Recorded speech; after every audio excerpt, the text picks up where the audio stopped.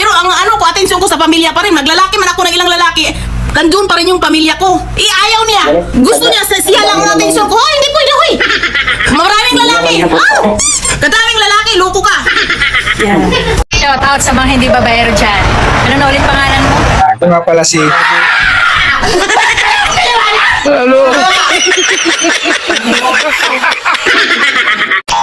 Ay nako, mahirap talaga maging tambay. Buti na lang talaga, kinakaya ko pa. Ayaw, di ma!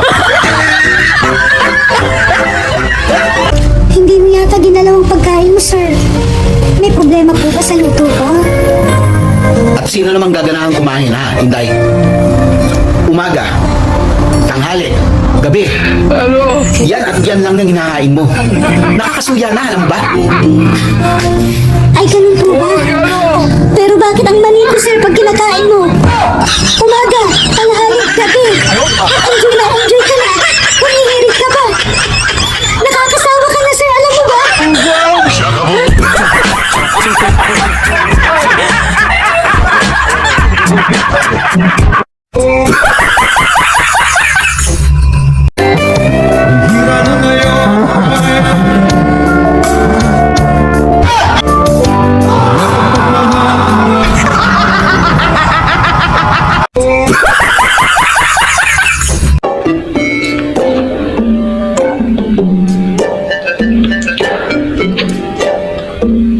Hoy, Mr. Guys, hindi ka ba papasok ngayon sa trabaho mo? Anong oras na, oh? Hindi mo na ako papasok ngayon, pre. Oh, bakit? Katatanggap mo lang sa trabaho, ah. Hindi ka papasok? Bakit? Nahirapan ka ba sa trabaho mo? Hindi mo ba kaya ang trabaho? Kaya ko naman pre ang trabaho.